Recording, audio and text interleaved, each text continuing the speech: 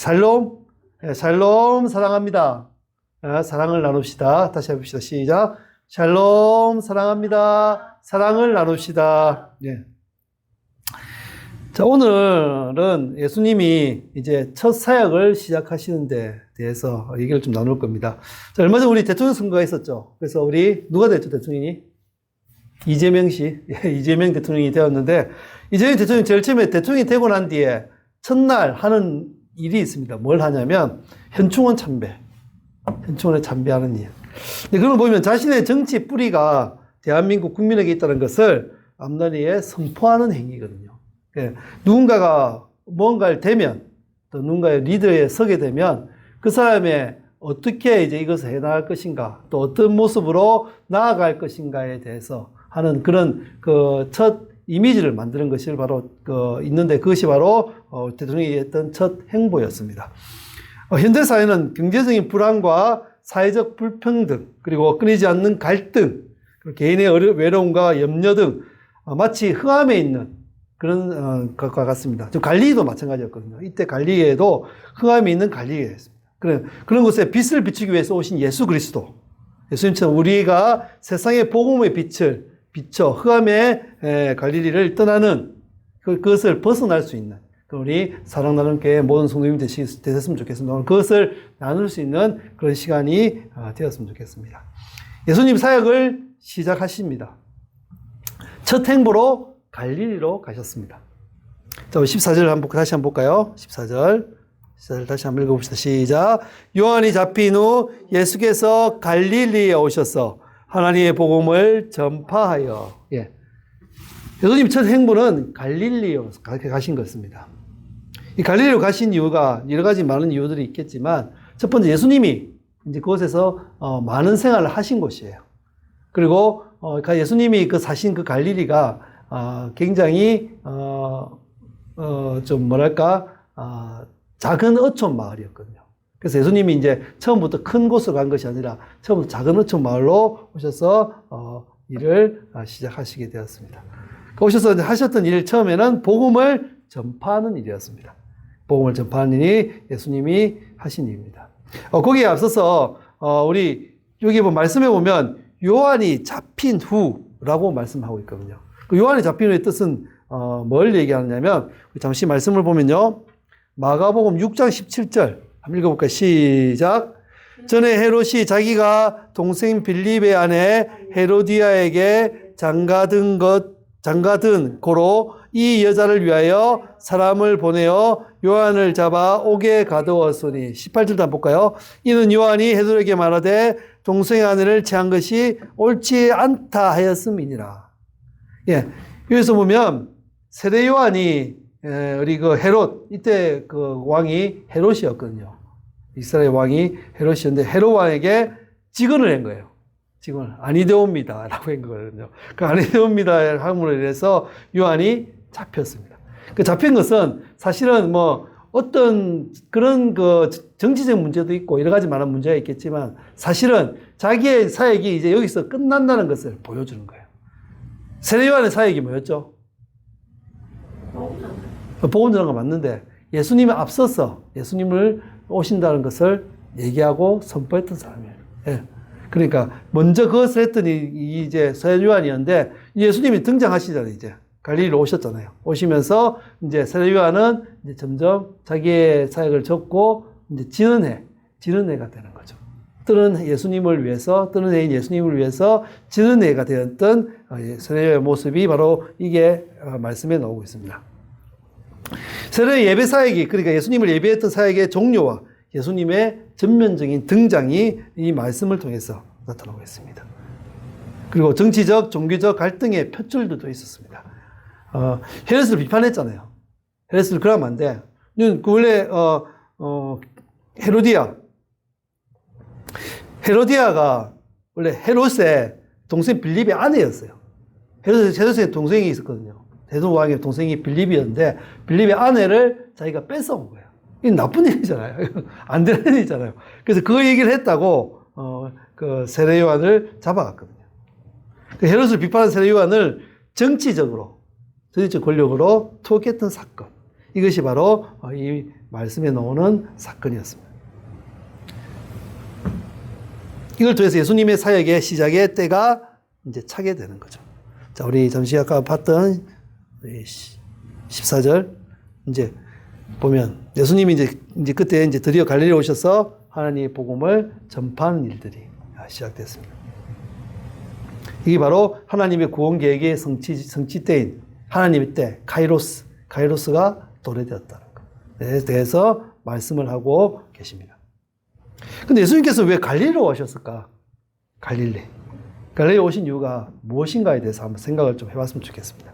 자, 먼저 예수님이 갈릴리에 오신 것은 하나님의 말씀의 예언적 성취의 장소였습니다. 그게 언제 있었냐면 이사야 때 있었거든요. 자, 우리 마태복음 볼까요? 잠시 마태복음 말씀, 마태복음 우리 14절부터 16절까지 한번 읽어봅시다. 시작. 이는 선지자 이사야를 통하여 하신 말씀을 이리로 하심이라 일렀으되 스불론 땅과 납달리 땅과 요단강 저편 해변길과 이방의 갈릴리여 흑암에 앉은 백성이 큰 빛을 보았고 사망의 땅과 그늘에 앉은 자들에게 빛이 비치었도다 하였느니라. 아멘. 이사야가 했던 예언이었거든요. 그 스불론 땅 납달리 땅과 요단강 저편에 있는 갈릴리에 이방의 땅 갈릴리에 예수님이 그 흑암에 앉아있는 백성들을 위해서 큰 빛인 예수님 오셔서 사망의 땅과 그늘에 빛을 비추는 것. 이것이 그 이사야가 했던 예언이었습니다. 그 예언대로 예수님이 오신 거예요. 갈릴리에. 빛으로, 큰 빛으로. 그래서 변두리였던 갈릴리에서 예수님이 모든 것을 보여주셨습니다. 그래서 그 변두리였던 갈릴리가 원래 선한 것이 나겠느냐라는 말씀 들을 정도로 굉장히 변두리였거든요. 근데 그곳에서 선한 것이 남을 보여주셨어요. 초라하고 소외됐던 곳, 어두운 곳에서 구원의 역사가 이제 시작됩니다. 이것이 예수님의 첫 행부셨습니다. 그래서 이 갈릴리는 예수님의 사역의 전략적 출발점이었어요. 어떻게 보면 왜 그러냐면 사실은 예루살렘에는 본토는 정말로 그 개방지가 굉장히 폐쇄적이었어요. 왜냐하면 거기에는 제사장들도 많고 여러 가지 많은 그런 학자들도 많고 그래서 굉장히 율법에는 굉장히 강하고 이렇게 율법을 통해서 완전히 이렇게 딱 굳건한 성처럼 만들어져 있던 곳이 예루살렘이었어요. 그런데 거기서부터 이 갈릴리는 좀 떨어져 있었거든요. 그러니까 그 영향을 조금 덜 받은 거죠. 그보다는 좀 더 폐쇄적이 아닌 개방적이었고 또 이게는 항구였잖아요. 항구는 뭐예요? 항구가 어떻게 되죠? 배들이 많이 왔다 갔다 하잖아요. 우리나라 배만 갔다 왔습니까? 외국에 있는 배들도 오잖아요. 그러면 국제적인 교육도 많이 일어났다는 거예요. 그럼 좀 더 거기에 대해서 좀 더 유하던 모습들도 있었고 그 교통의 요충지였어요. 그걸 통해서 여러 가지들이 다 퍼져나갈 수 있잖아요. 그래서 예수님이 그래서 갈릴리로 오셔서 처음 말씀을 전하셨던 것입니다. 어떻게 보면 종교적 권력과 갈등은 피하고 그리고 복음이 널리 전파될 수 있는 최저의 장소가 갈릴리였던 것입니다. 그래서 예수님이 갈릴리로 오실 수 있었던 겁니다. 그래서 갈릴리에 있는 어부들, 세리들, 하여튼 평범하고 소외된 계층을 제대로 삼았던 부분들이 바로 이곳에 있습니다. 그러고 보면 우리는 그렇잖아요. 어떤 게 보면 우리는 물질이나 모든 것들은 높은 데서, 그래 많은 곳에서 작은 걸 흘러간다고 생각하잖아요. 근데 복음은 다르다는 거죠. 복음은 낮은 곳에서, 낮은 곳에서 높은 곳으로 이렇게 올라가는, 일상의 작은 이웃으로 흘러가는 이런 것들을 볼 수 있다는 것. 복음의 특징에 대해서 얘기를 좀 하고 있습니다. 갈릴리는 하나님 나라 복음의 선포가 시작된 장소였습니다. 우리 15절 잠시 볼까요? 15절. 자, 이거 마태복음 아니고 마가복음 15절 잠시 볼까요? 네, 시작. 이르시되 때가 찼고 하나님의 나라가 가까이 왔으니 회개하고 복음을 믿으라 하시더라. 아멘. 때가 찼고, 이 말씀 보면 때가 찼다고 했잖아요. 아까 카이로스에 대해서 얘기를 했잖아요. 카이로스 뭐죠? 하나님의 때, 하나님의 하나님이 일하실 수 있는 하나님의 그 적당히 일하시는 그 시간, 시기, 그리고 그 기간을 얘기하는 건데 이어서 말하는 그 때가 찼고는 예수님의 오심을 얘기하는 거예요. 우리 갈라디아서 잠시 볼까요?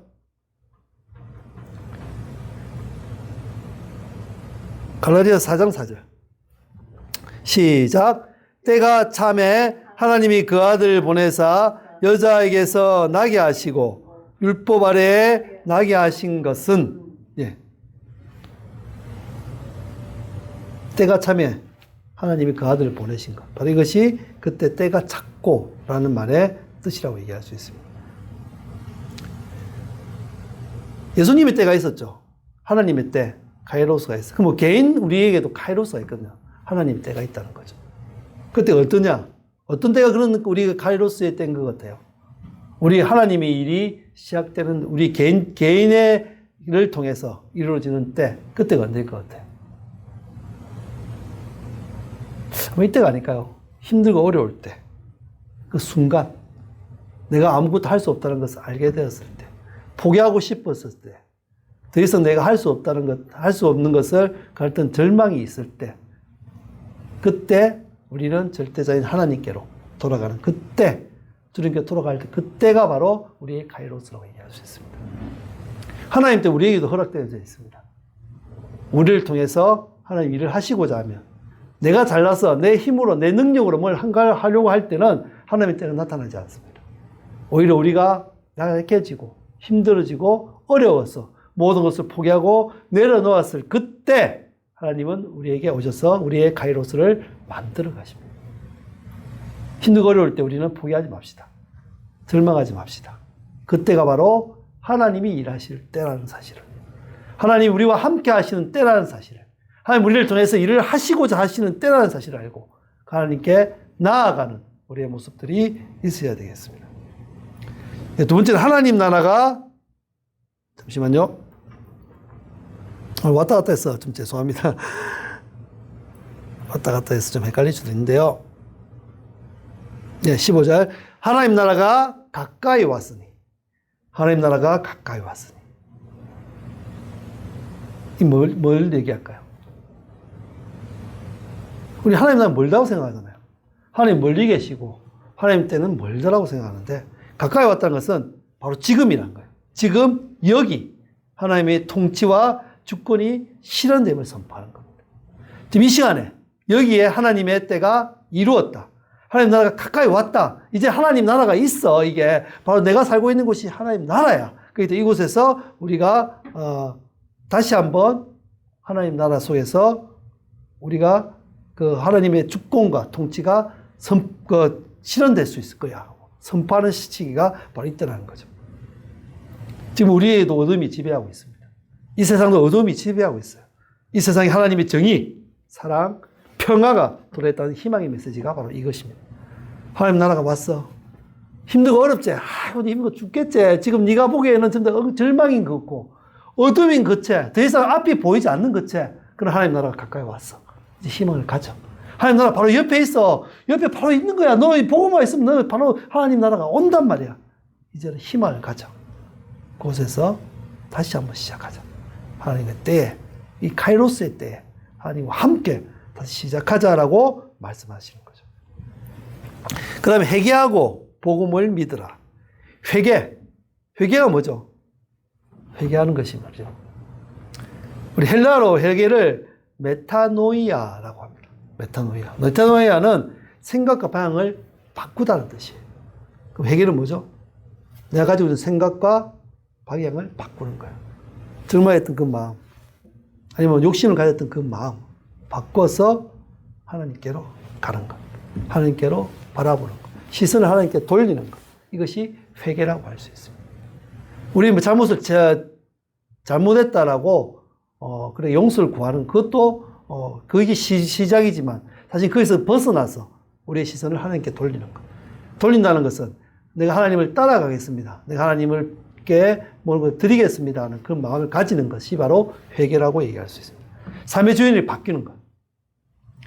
교만과 자기 중심에서 하나님 중심으로 가는 것. 그래서 내가 누구죠? 우리의 정체성이 뭐였죠? 우리의 정체성, 하나님의 아들입니다. 라는 것을 재견하고 재회복하는 것이 회개라고 얘기할 수 있습니다. 복음을 믿으라.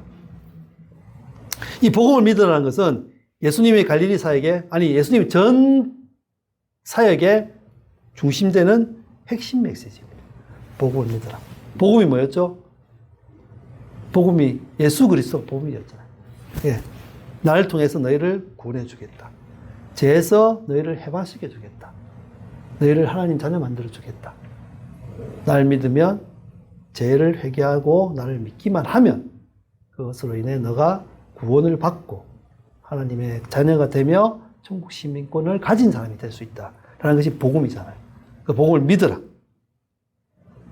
그 복음을 믿게 되면 우리가 하나님의 구원을 선물로 받을 것이고 삶에서 구원을 받은 사람의 삶으로 살아갈 것이다.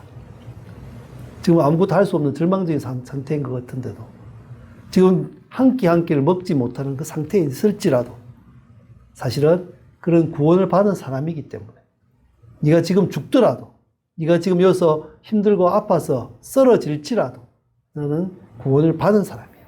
너는 천국의 시민권을 가진 사람이야. 하나님의 자녀야 라고 얘기하는 그게 바로 복음을 믿는 것입니다. 그래서 하나님을 가족으로 생각하고 믿음의 자녀가 되는 것. 이것이 복음을 믿는 것입니다.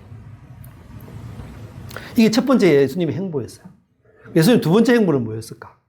잠시 볼까요? 마가복음 우리 16절부터 20절까지 말씀 한번 읽어봅시다. 시작. 갈릴리 해변으로 지나가시다가 시몬과 그 형제 안드레가 바다에 그물 던지는 것을 보시니 그들은 어부라. 근데 예수께서 이르시되 나를 따라오라. 내가 너희로 사람을 낚는 어부가 되게 하리라 하시니 곧 그물을 버려두고 따르니라. 조금 더 가시다가 세베대의 아들 야고보와 그 형제 요한을 보시니 그들도 배에 있어 그물을 깁는데 곧 부르시니 그 아버지 세베대를 품꾼들과 함께 배에 버려두고 예수를 따라가니라. 아멘. 뭐 하시는 거죠? 제자들을 부르시는 거죠. 제자를 부르시는 거예요. 예수님 혼자 이 일을 다 감당하시지 못하셨을까요? 예수님 하나님이신데요. 복음 전하는 거 예수님 혼자 다 못하셨을까요? 할 수 있잖아요. 내가 만약 하나님이라면 혼자서 다 하면 제일 빠르고 제일 좋은 방법이에요. 얼마나 빠르겠어요? 혼자서 모든 것을 다 하시고 능력이 있는 하나님이 혼자서 예수님이 다 혼자서 다 전하시면. 근데 굳이 제 아들 왜 부르셨을까요? 왜 부르셨을까? 먼저는 예수님을 함께 사역하는 자를 부르셔서 그들을 통해서. 왜 그렇잖아요. 임금이 와서 임금이 와서 종에게 전하거나 사랑을 전하는 것보다 같은 종끼리 교육을 하거나 하면 더 잘 되잖아요. 왜 그러냐면 같은 처지에 있는 사람이기 때문에. 그 사람이 사람에게 전달하는 것, 하나님이 바로 전달하는 것도 정확한 방법, 좋은 방법이지만 사람이 사람에게 전달하게 되면 더 많은 공감과 더 많은 것들을 얻을 수 있거든요. 그래서 예수님이 그런 사람을 찾으신 겁니다. 그래서 제자를 세우신 거죠. 복음의 씨앗을 뿌릴 사람을 찾으신 거예요. 그래서 말씀 선포할 그것을 실천한 사람을 찾으셨던 거예요. 그래서 필요해서 제자들을 삼으신 거고요. 하나님 나라의 건설을 위해 가장 중요한 자원이 바로 이 사람입니다. 하나님 잘 찾을 수 있지만 사람을 통해서 그것을 이루어간다면 정말로 더 잘 만들어지고 또 서로 그 사람들을 통해서 또 서로 공감하며 더 잘 이루어지기 때문에 그 사람을 통해서 하신 거죠. 그래서 첫 제자인 시몬과 안드레 형제. 시몬은 베드로입니다. 시몬과 안드레 형제를 먼저 부르셨습니다. 부르신 이유는 일단 평범한 일을 부르신 거예요. 그때 어촌이니까 어부들은 어찌 보면 그 평범한 사람들이죠. 같이 사는 사람들. 가장 평범한 사람들. 평범한 사람들을 통해 예수님을 전도를, 왜냐하면 더 평범한 사람들이 전하게 되면, 우리 높은 사람이 전하는 것보다, 더 뛰어난 사람이 전하는 것보다 더 잘 전도돼요, 지금. 그렇잖아요. 그리고 그 이유는 하나님 나라는 이 평범한 사람들, 아니 모든 사람에게 열려 있음을 보여주신 거예요. 하나님 나라에. 복음을 들을 수 있는 기회를 가진 사람은 특별한 사람이 아니라 모두에게 열려 있다는 것을 보여주기 위해서 평범한 우리 시몬과 안드레 형제를 부른 거고요. 그 일상현장에서 이루어진다는 거예요. 일상현장에서. 이 부르심들이. 누구라도 부르심을 받을 수 있다는 거죠. 교수만 부르심을 받는 것이 아니라, 목사만 부르심을 받는 것이 아니라, 일반적으로 생활하는 모든 사람들이 다 부르심을 받는다는 거죠. 그래서 하나님 부르심은 언제 어디서나 모든 곳이, 모든 사람이 소명한 걸 받는 그 장소가 될 수 있다는 거죠. 17절 보면 예수께서 이르시되 나를 따라오라 말씀하십니다. 따라오라는 반하고 분명한 명령입니다. 예수님이 언제 시몬 베드로를 봤다고, 야, 니네 따라와. 그럼 너 따라가고 싶습니다. 그런데 예수님의 그 권위나 이런 것들을 볼 수 있는 거고요. 그래서 아예 그냥 두리뭉술하게 말씀하시는 게 아니라, 너, 바로 직접적이고 강력한 명령. 너, 시몬 베드로, 그리고 너 안드레, 날 따라와. 그 직접적이고 강력한 명령을 통해서 하나의 뜻에 우리 인간을 맞추게 하신 겁니다. 그래서 새로운 정체성과 소명을 주셨죠. 뭐라 했죠? 내가 너희로 사람을 낚는 어부가 되게 한다. 내가 너희로 사람을 낚는 어부가 되게 한다. 이 말씀은 베드로와 시몬과 안드레에게 맞춘 말씀이에요. 왜냐? 이 사람들은 고기를 잡는 사람이잖아요. 생선을 잡던 사람들이잖아요. 고기를 삭는 사람들. 사람을 잡는다는 것은, 생선은 물에서 건져 올리는 거잖아요. 사람을 낚는 어부라는 것은 재라는 그 멸망이라는 물 속에서 건져 올리기 때문에. 그래서 이 사람들에게 맞춰서 그렇게 말씀하신 거예요. 그래서 잘 이해가 되는 거죠. 그렇잖아요. 어부인데 사람을 낚는 어부가 되게 해줄게. 네가 고기를 잡아서 끌어 올리는 것처럼 재와 사망의 그 물에서 사람들을 건져낼 수 있는 그런 너를 어부로 만들어주겠다라고 말씀하신 거니까. 이게 바로 구원의 역사에 대해서 얘기하시는 거예요. 구원의 역사.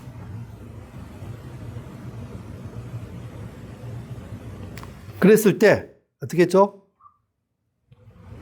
곧 그물을 버려두고 따릅니다. 여기서 우리가 말씀을 중에 곧이라는 말씀에 좀 유의 있게 좀 봐야 됩니다. 이 곧이라는 말은 헬라어로 유트레스라고 하는 건데요. 곧이라는 말은 망설임 없이 바로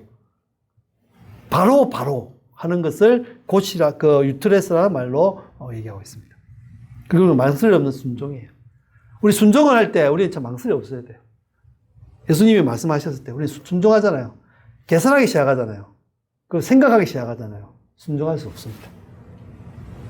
순종의 모습은 곧, 바로 해야지 가능하다는 거죠. 그래서 예수님이 여기서 곧,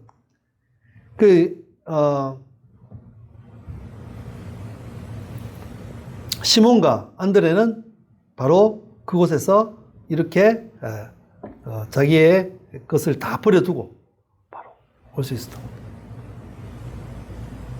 그래서 우리 순종할 때는 곧, 바로, 유트레스라고 하는 그 말처럼 바로 할 수 있는 우리의 모습이 되어야 됩니다. 그래야지 정확하게 우리도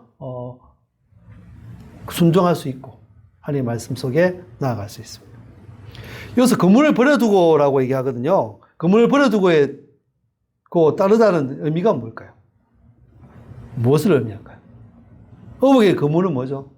생계수단이잖아요. 생계수단을 버리는 거예요. 생계수단을 삶의 전부를 내려놓는 거. 그럼 그물을, 자기가 고기를 잡지 않으면 힘들겠죠. 세상에 사람이. 힘들고 어려운 거. 그 안전과 염려로부터의 어떻게 보면 힘들잖아요. 근데 그걸 버린다는 것은, 이제 이건 나에게 필요 없는가 보다. 자유함을 얘기해요. 우리 인생에 보면 먹고 삶에 많이 묶여 있잖아요. 근데 사역들을 하는 사람들 보면 그게 자유하거든요. 그리고 예수님 제자가 되려면 사역을 하려고 하면 그것도 자유해야 돼요. 물질의 자유함을 얻어야 되고, 또 생명의 자유함을 얻어야 되고, 모든 것의 자유함을 얻어야 돼요. 그래야지 우리 사역을 할 수 있어요. 감당할 수 있어요. 예수님 제자의 모습 속에서 우리 이것을 배울 수 있습니다. 우리도 우리 소명을 가지고 나아가려고 하면 이곳에 자유함을 얻을 수 있는 마음을 허락해요. 그것이 믿음이 될 수 있어요. 그리고 새로운 소명과 정체성을 배우기 위해서는, 그것을 담기 위해서는 버려야 되잖아요. 그래서 가지고 있던 그런 물질에 대한 생각들, 했던 나의 삶의 모든 계획들, 이런 것들을 다 비워야지만 우리가 정말로 소명과 정체성을 가질 수 있거든요. 그래서 그것을 버려두는 것. 이것은 또 전적인 신뢰와 즉각적인 순종에 대해서 아까 고시한 얘기를 했잖아요. 곧 거물을 버려뒀다는 것은 즉각적인 순종. 그 버리지 않고 그냥 계속 지지 끌고 왔다면 아니잖아요. 그것까지 완전히 버린다는 것. 즉각적인 순종에 대해서 얘기하고. 그리고 이제 자기가 살았던 그 과거의 삶, 이때까지 살았던 배를 가지고 업으로 살았던 삶들을 버리고 사람을 낚는 제자의 삶, 사도의 삶을 살아가는 것. 그러니까 새로운 출발에 대해서 얘기를 하고 있습니다. 그런데 왜 시몬과 안드레 형제를 먼저 불렀을까요? 다른 사람도 많았잖아요. 시몬과 베드로를 먼저 불렀을까요? 잠시 얘기했던 그 평범이었던 시몬과 시몬과 안드레를 부르셨고요. 또 이들의 성격을 봤거든요. 바로 순종하는 거. 바로 순종했잖아요. 그리고 팀워크. 제자들이 팀워크가 좋아야 돼요. 어떤 무리가 되면 그 팀워크가 굉장히 중요하잖아요. 그리고 그걸 통해서 제자들도 이렇게 돼야 된다. 이 형제들처럼 정말로 서로 사랑하고 협력하고 하는 제자들의 모습을 가져야 된다는 것을 본보기를 보여주기 위해서 보냈어요. 그리고 시몬의 성격, 시몬이 굉장히 성격이 급했어요. 그걸 어떻게 알 수 있냐면 예수님이 제자들이 배에 타고 있었잖아요. 배에 타고 그 강을 건너고 있을 때 예수님 그때 안 계셨잖아요. 풍랑이 일고 힘들고 어려울 때 예수님이 갑자기 나타나셔서 그 무리를 걸어오실 때 그때 베드로가 예수님 저도 걷고 싶습니다 할 때 어떻게 했어요? 걸으라 했을 때 바로 뛰어들었던 사람이 베드로였거든요. 그러니까 하나님의 일을 할 때는 가감 없이 정말 아무 생각 없이 정말로 바로 행할 수 있는 사람 그걸 원했던 거예요. 그래서 베드로가 수제자가 될 수 있었거든요. 그런 베드로의 성격들 그런 것들이 믿음의 사람의 모습이라는 것이기 때문에 먼저 가지 않으셨나 생각합니다. 세 번째, 우리의 부르심과 책임입니다. 예수님 우리도 부르시거든요, 제자도. 그래서 우리도 제자로 부르시잖아요. 우리 예수를 믿게 되면 우리가 제자가 되어지고 제자가 되어져서 땅끝까지 이루어 또 모든 삶을 제자라 삼는 성교의 삶을 살아가는 우리가 되거든요. 그래서 우리는 각자 삶의 자리에서 부르심을 받은 제자들이라는 것을 기억해야 됩니다. 그래서 우리도 사람을 낚는 어부, 죄와 사망의 권세, 그 바다에서, 물에서 사람을 건져내는. 그래서 모든 그리스도인은 그런 소명을 가진 사람들이라는 사실을 기억해야 됩니다. 그래서 우리는 삶의 그물을 버려두고 떠나야 됩니다. 세상 가치에 있는 부라든지, 물적 성공이라든지, 그걸 통해서 가지고 있는 탐욕이라든지, 열등감, 명예, 인기, 권력, 이 모든 것을 우리 다 버리고, 복음으로 영혼을 구하는 소명을 가지는 것. 이것이 바로 우리에게 부르시는 하나 예수님의 그런 부름에 우리가 응답하는 모습입니다. 그래서 우리 즉각적인 순종의 가치를 가져야 됩니다. 시몬과 안드레가 했던 모습처럼 곧 지금 당장 이 자리에서 우리도 버리고 우리가 예수님의 제자로 나아가는 우리의 모습이 되어야 되겠습니다. 아까 말했던 순종은 머뭇거리거나 계산하면 그 때를, 카이로스 때를 놓치게 되기 때문에. 오늘 말씀을 예수님은 첫 사역지로 갈릴리를 택하셨고 그곳에서 시몬과 안드레를 첫 제자로 받아들이셨습니다. 그 받아들이셔서 우리에게 그와 같이 지금 이때 내가 보잘것없고 힘들고 아무것도 아닌데 나를 찾아오셔서 나를 통해서 하나님 제자로 하나님의 사도로 살아가라 라고 말씀을 하시고 계신 것입니다. 우리 그런 모습으로 살아가야 될 것입니다. 잠시 오늘 말씀을 예화를 듣고 말씀을 좀 맺을까 하는데요. 서울에 어느 김안무개라는 사람이 살고 있었습니다. 명문대를 졸업하기 위해서 열심히 공부했어요. 결국 명문대에 들어가서 서울대, 우리가 말하면 서울대를 들어가서 졸업했습니다. 그 대기업인 삼성에 입사를 했었습니다. 그 얼마나 좋겠습니까? 대기업에 들어가면 사람들 다 부러워하잖아요. 탄탄대로가 되어져 있고, 인생의 탄탄대로가 딱 세워져 있고, 인생 지도가 딱 세워지지 않겠습니까? 연봉도 높을 것이고, 돈도 많이 받을 것이고, 인맥들도 얼마나 많이 좋아지겠습니까? 화려해지겠고, 안정된 미래와, 또 그는 그것들이 다 채워지지 않겠습니까? 어찌 보면 확실한 건물이고, 튼튼한 폐가 될 수 있습니다. 그리고 10년 후에는 네, 열심히 내가 얼마나 잘하는 거 알다 어머니 잘 알다 생각입니까? 주위 사람들인데 나 젊어서 10년 뒤에는 나는 임원이 될 수 있을 겁니다 라고까지 장담할 정도로 그런 자신감을 가지고 살았습니다. 어느 날 아프리카 오지로 단기 선교를 떠나게 됩니다. 척박한 환경을 봤습니다. 그곳에서 오직 복음만을 붙들고 그것만으로 목숨을 걸고 생활을 하는 선교사의 희생적인 삶을 보았습니다. 그리고 군중이가 병든 몸으로 예수님의 사랑을 갈고는 아이들의 영롱하고 밝은 눈빛을 보았습니다. 그때 갑자기 세상에 가졌던 그런 인생 지도와 또 세상의 성공과 오버랩이 됐어요. 오버랩 되면 같이 겹쳐지는 걸 얘기하거든요. 겹치면서 그 밤에는 잠을 잘 수 없는 밤이 되었습니다. 잠을 모르고 계속적으로 이리저리 뒤치고 있을 때 그때 강력한 하나님의 부르심이 있었습니다. 너의 그물과 배를 버리고 나를 따르라. 그 말씀을 듣게 되니까 지금까지의 성공 그리고 안정감 이런 것들이 다 허무하게 느껴지기 시작하는 겁니다. 그래서 그 나를 따르라는 그 말씀에 자기의 모든 것을 버리는 결단을 하게 됩니다. 그래서 달아왔습니다. 단기 선교를 떠나가서 다시 와서 귀국한 일주일 만에 사역서를 냅니다. 주위 모든 사람들이 다 경악하죠. 야, 니 그 좋은 회사를 그만두냐? 거기서 뭐 하려고? 이 선교가 니 쉬운 줄 아냐? 선교 아무나 하는 줄 아냐? 모든 사람들이 다 반대를 합니다. 부모님 눈물로 호소합니다. 야, 제발 좀 가지 마라. 니 가면 니 고생한다. 니 죽을 수도 있어. 왜 그걸 가려고 하냐? 그리고 지장도인들의 비난들, 그리고 걱정들 듣게 됩니다. 그러나 그는 과감하게 그물과 배를 버려두고 새로운 비전을 보고 아프리카 오지로 선교를 떠납니다. 그러기 위해서 먼저 재산을 다 정리했습니다. 그리고 신학을 공부했습니다. 그 아프리카 선교사로 갔습니다. 근데 가게 되니까 힘들어요.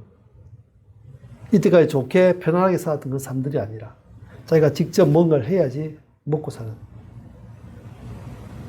그리고 위험하고 힘든 곳에서 돈도 없죠. 지위도 낮아졌죠. 그런 삶을 살게 되었습니다.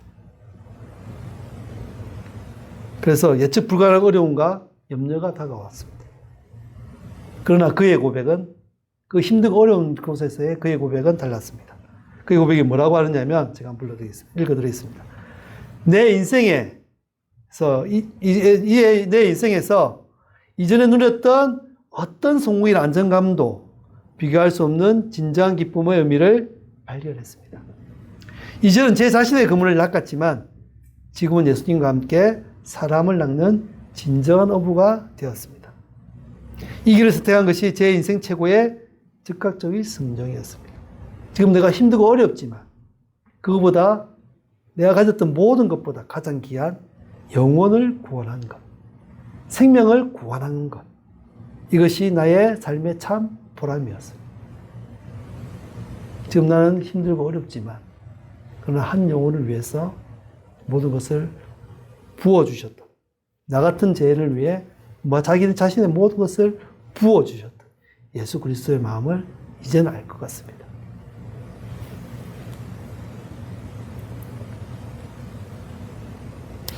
그렇습니다. 우리도 이런 삶을 살 수 있는 사람들이 되었으면 좋겠습니다. 이 사람처럼 선교사 떠나지 못하더라도 우리가 살고 있는 이곳에서 선교사의 마음, 제자된 마음으로 살아간다면, 그래서 나의 욕심과 나의 안위와 나의 성공을 위해 사는 것이 아니라 한 영혼을 구하기 위해서 가감하게 그것을 버릴 수 있는 마음으로 살아간다면, 그래서 영혼 구원에 최선을 다한다면 예수님의 부르심에 답한 자들이 될 수 있을 것입니다. 지금 우리에게 버려둬야 할 그물과 배가 있습니까? 그것이 있다면 즉각적으로 우리가 버려서 인생의 참 목적, 영혼 구원과 천국 입성을 위한 진정한 기쁨과 삶의 의미를 깨닫는 사랑하는 교회 온 성도님들이 되시기를 주님의 이름으로 축원드립니다.